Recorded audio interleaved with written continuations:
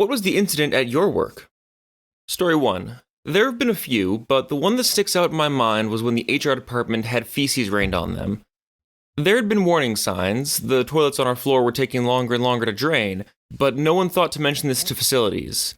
Some kind of blockage had occurred in our plumbing system, and we weren't aware of the consequences that it would have. I didn't see it all, but apparently it started with the smell of feces and then a brown drip from the ceiling, shortly followed by a torrent which ran along the office floor, coating 5 PCs and 2 people in their colleague's waist. I turned up to see another member of HR holding a massive bin, whilst a steady stream of brown liquid poured out of the ceiling and filled it up. I gave him a wave and went upstairs to our office. I was talking to one of HR about this event, as it is legendary, and she said I'll never forget that. It was my first day. Story 2. Jealous wives. I'm a club dancer, and I've seen 2 instances of this in the 5 years I've been here. The first time was when a woman burst in and grabbed one of the other girls off a customer. The dancer said, "Excuse me?" And the woman went mental, saying it was her boyfriend. She honestly was blaming the girl and not the boyfriend who had snuck away from her on holiday to get a dance. But, oh man, we all started just jeering at her as she dragged him out. I often find that if you're rude to one of our girls, the entire room will give you grief. The second one was just another day. 2 girls were dancing for a guy in the booth next to me when a woman came in and just stood there staring with a face like thunder. One of the girls asked her to take a seat next to her husband so she could enjoy the dance as well, and the woman started pouting and going, "No, I wouldn't dare, ew." The girls ignored her and just kept being polite and saying, "No, baby, sit, enjoy yourself, we'll look after you." Then the husband and her got into an argument so big that I had to pause my dance next door while me and my customer watched in horror. The gist was that she wanted to come in and then obviously got jealous. Later on, I was on a podium dancing, and when he tried to tip me, she again started screaming at him in the middle of the most crowded part of the club. Story 3. I work at a stuffed toy shop which I will leave unnamed, and let me tell you, there's some proper sickos that come into my work. I once had someone come into the store with a Vaporeon plushie, asking if we could fix it up. There was a hole in it, and it had been through a lot. I just told the guy I can't help him and to look up YouTube videos on how to fix things like that. He got pissed at me since we're supposed to repair bears, so I told him I knew what he did, and I'm not going anywhere near that thing. He turned beet red, and very promptly walked his ass right back out the door. Story 4. I work at a boarding kennel, and one day one of the dogs got out. It rarely happens, but it does happen occasionally. We all chased this dog for about an hour until they sent me back to the kennel in case someone showed up while they were away trying to capture it. I go back, and about 30 minutes later, I see on the news that there was a traffic jam on the highway. And there's a camera showing 3 people chasing a dog across 4 lanes of traffic. It was something straight out of a cartoon. Story 5. Last week, someone accidentally sent an email intended for like 4 people to 8,800 people. Pretty much the entire building. This triggered tons of people replying saying, "This isn't for me, take it off this email," which then evolved into tons of people emailing, "Quit replying all to everyone," which then turned into people sending memes making fun of the entire ordeal. In about an hour, I received 216 emails. Now, 216 emails to 8,800 people is something like 1.9 million emails, not including actual work emails outside of this. This is just emails from this nonsense. Our email server was basically held on the brink of a crash trying to process this for about an hour. Story 6. When I was 17, I worked the egg grill at a big university cafeteria. The grease, oil, and residue from cooking thousands of eggs each weekend would fall into a channel and drain into a removable metal trap a couple feet tall. Each night, we'd remove the trap, dump it, and put it back again. Sometimes we'd even rinse it too. Anyway, as a new employee, I was overly eager to please everyone. I cleaned up the trap with scalding hot water and tried to get it as clean as possible. That's when I noticed the trap felt heavier than it ought to be. And it was only partially filling up because at least 2/3 of it was filled with some sort of blockage. So I start banging the trap hard against the side of this bin. I flush it with hot water and then bang it some more to try and get little bits of congealed egg and whatever else was breaking loose out and trying to dislodge this mass in the bottom.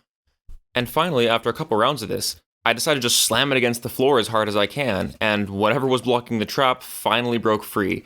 And this horrendous gray-black sludge just comes pouring out all over the kitchen. Words cannot describe it. The smell was like a living, breathing thing, a rancid mixture of purified egg, bacon grease, rotting flesh, and whatever the hell else was in there. It radiated instantly and irreversibly outward, slamming everyone in the kitchen like a punch to the face. I puked first. It wasn't even a question. I didn't even realize what had just happened. I was just puking my guts all over the floor in front of me. I dropped the grease trap and turned to run, and the 3 other employees in the kitchen with me caught a whiff of it and also started throwing up. 2 of them made it into some Rubbermaid pails we had, and the last guy just chundered straight into the sink that he was washing dishes in. People started running for the exits. That's what I remember most. There were about 30 plus people working across the cafeteria at that point, and we all met outside in the parking lot, gasping for air, trying to figure out what to do and what had just happened. No one knew what went down except for me. They only knew something horrible had happened. When I told them I'd cleaned the grease trap, they looked at me horrified. "Nobody cleans that thing. We just dump it," they cried. "We haven't cleaned that thing in fucking years." Needless to say, I was in charge of the cleanup. It involved a shit ton of bleach, several trips, and a steam hose. I found out a few more people threw up in the outer areas too, out by the serving lines. One girl threw up into the bowl of salad she was chopping. Anyway, that's my story. Nothing will ever come close to that smell in my entire life, and for that, I derive at least a little bit of comfort. Story 7. I grew up in not the best area. I played football with a kid who was a complete asshat, just one of those people who thought their shit didn't stink and constantly ran their mouth at others' expense.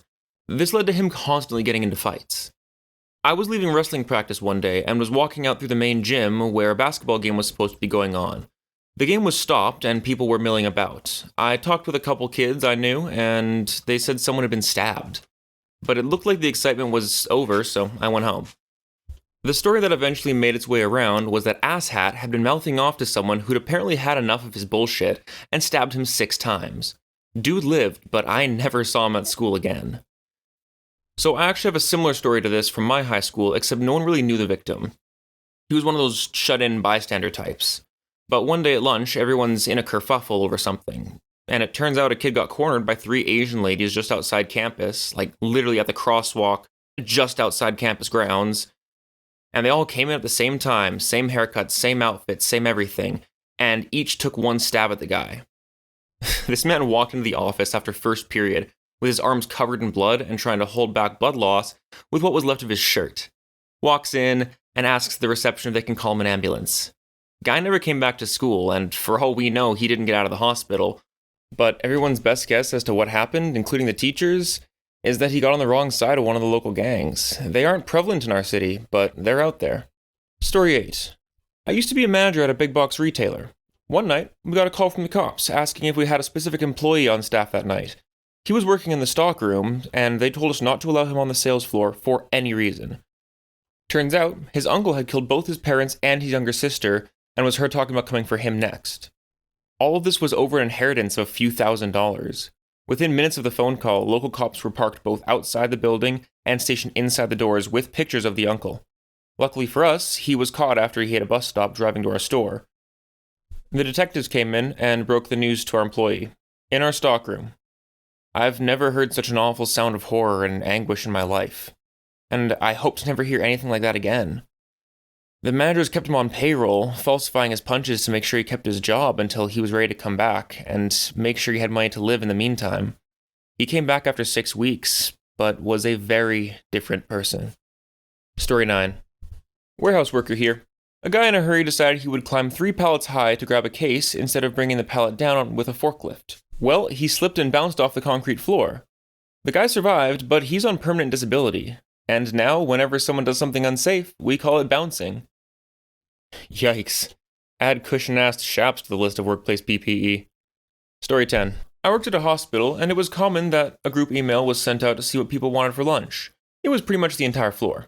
Somehow, one of the guys who replied had copied a conversation he was having with a girl that he was seeing at the time, which revealed that she was potentially pregnant. She worked on the same floor. I was the first one to notice and pointed it out to him. He frantically went from desk to desk, asking people to please delete the email. Story 11. We don't have a big drinking-style Christmas party anymore, since one female manager was double-teamed at our last party, while a third guy filmed it on his phone. It's just a low-key lunchtime barbecue type of event nowadays. To be fair, there were no major repercussions because it didn't happen at work or on company time.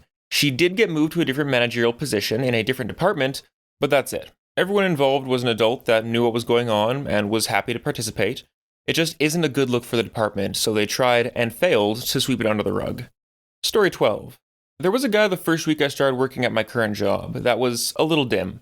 He wasn't a bad guy, just a tad sleazy and not very bright. So, one day, his girlfriend asks him if he wants to go swimming because she was going out very shortly. He wasn't even midway through his shift at this point, and in his mind, he begins to think of what he can do to go home early. Instead of just saying he wasn't feeling well or maybe finishing his damn shift, he thinks, hey, maybe if I line the bathroom in toilet paper and light it on fire, I can go home. So that's what he does. He lines the bathroom with toilet paper from each of the stalls and lights them one by one like fuses. The fire alarms go off, all the employees and customers, confused at this point, start to evacuate. Then, our almighty Lord and Savior store manager tells everyone that it's a fucking drill, and it's okay, while the bathroom is still on fire, and he proceeds to turn off the alarm. Well, the fire and police departments both show up, and he gets torn a new one by the fire marshal. Then, after a quick look at the cameras, lo and behold, Mr. Poolgoer was terminated on the spot. Story 13. I worked at an ice cream place in high school, and one day when I wasn't working, the crew decided to initiate the new guy by making him deep throat a Long John made a soft serve. They took him into the back away from the cameras to do it, but he left a note for the owner to check the cams the next day so he could see them making a phallus and taking him to the back. The entire shift, except for the victim, was fired the next day for allowing it to happen. Needless to say, I'm glad I wasn't working that night. Story 14. My work has an all-staff email list that stores all of its emails during the day and then sends them out in the evenings and overnight when the servers are nice and quiet. It's a good system, generally, but does occasionally lead to discussions and arguments that take ages to resolve because there's an inevitable time lag between sending emails and receiving replies. One Friday evening at 11 p.m., we received an email from our big boss about the organization's strategic plan. I'm assuming that he wasn't really expecting anyone to read it until they were back in on Monday morning. However, the very next night, he and the rest of us received a response from a guy in another department, which was sent immediately after the email and read, "Personally, I'm not paid enough to give a fuck about your strategic plan." No one knows what happened to the guy. Story 15. I was working in a really busy bar when the assistant manager ran up to me from the office and told me to call security. I did it right away, but as I was doing so, I looked over to the office and saw that our head chef was serving a proper beatdown onto our general manager. The GM was sitting down with his head covered by his arms, and this guy was just wailing into him. I've never seen someone's arms going so fast. I can't imagine how many hits he got in. Some other kitchen guys were trying to get the door open, but there was a key code on it, so it was just a bunch of guys hammering on the door, begging the chef to stop. The assistant manager ran back to open the door so the guys could pull him off the GM, but he was still trying to go for it, and it took many more people to come in and peel him away. Security arrived pretty quickly and got him out of there. He was arrested and charged, obviously never came back to work. What happened could have been anyone's guess. He was having a mild argument over rotas with my assistant manager when my GM stepped in. He just snapped. He even picked up one of the computer monitors in the office and smashed it on the floor. My GM ended up with stitches in his head. The whole situation probably only lasted a few minutes, but the fact that it happened in such a busy place in the middle of the day, it was pure chaos. Story 16. I'm ex-healthcare security. The area I worked in had a lot of problems with homelessness, addiction, and psych issues, so you get used to a lot of weird shit. But one time, I was asked to evict someone from the waiting room who'd been in the bathroom for an hour. I opened the door and see him with a needle. Fine. We all saw that he was a junkie. We expected as much. Shitty, but it happens. Except, he wasn't injecting things into him. He was using the needle to extract blood from his arm and squirt it down the sink. Over and over again. I don't know if he was trying to unalive himself, or maybe he had some delusion of needing to purify his blood. He was speaking French the whole time, so it didn't really help make things any clearer. The nurses demand that we get him out of here. We try, but the first thing he does is lunge at us and try to attack us with his bloody needle. The help we get from the nurses and doctors is their shouting assurances that yes, this guy is HIV positive, which means that if he even pricks me with this thing, I'm HIV positively screwed. Now, I know a lot of security guards out here are going to ask me why I didn't mace or tase him at this point. We don't get those where I worked. In fact, we don't get anything at all. I'm technically not even allowed to punch or kick this guy because patient safety is number one priority. So we have to grab something, anything, to fight off this guy with the needle. One of the guys at the desk grabs a clipboard and uses it as a shield against the needle while we wrestle this guy to the ground and wait for the cops to get there. Thankfully, that worked, and I'm very glad nobody got screwed. Story 17. I'm a construction superintendent. I've seen some shit on the job that would make a lot of folks curl up into a ball and cry. The worst was a crane accident. It was a 500-ton mobile crane, the kind where the crane is permanently mounted to a truck, not the freestanding kind. We were setting precast panels for a large office and warehouse building that was combined together. While the crane was operating, the crane operator in training was polishing the shiny aluminum flatbed deck that the crane is mounted to. He thought he was in a safe spot because the panels were being picked up off the delivery truck and set down next to it. So he wasn't in the current swing area of the crane. Except that the precast guys needed a box of plates that were on the opposite side of the crane.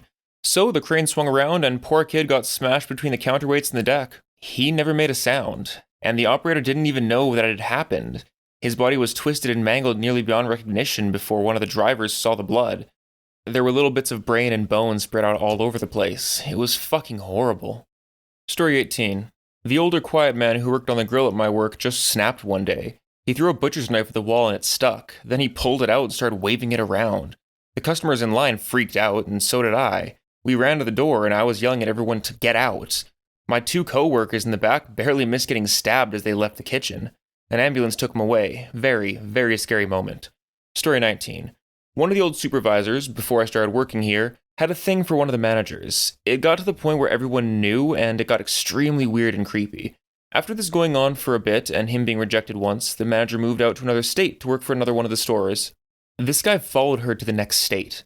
Followed her, entered her car, stabbed her, threw her body in a field, and stole the car. He was caught very shortly after, thank God. Story 20. After store hours, one of our janitors were going through the trash. They normally clean them once after all the customers are gone, and once more before leaving. So this janitor smelled something a little odd, and after taking the garbage out of the pail, right at the top are a pair of shitty boxers. He cleans it up and continues cleaning, and at the end of the night when we have our daily little meeting, after my manager is done speaking, Mr. Janitor pipes up and says, "Oh, by the way, one of y'all left your shitty drawers in my garbage pail." We all laughed a bit thinking he was just joking around, but then he explained that after we closed, someone shit themselves, tossed the underwear in the garbage, and are running around commando. No one ever fessed up. And now I move to the rapid fire segment, for comments too short to make a story of, but too good to be left out. The graveyard clerk at the hotel I worked at was fired for being caught on camera with a paid companion in my boss's office. Someone, still unidentified, poisoned a female coworker's soda with bleach and some other unidentified substance. She survived and is fine, but someone I work with tried to kill a coworker. A hotel guest had 2 paid lady friends over, and they made a shit mural on the wall. Multiple shades of shit were involved. It was some sort of forest or mountain scene as far as we can tell, and there was definitely a bunny.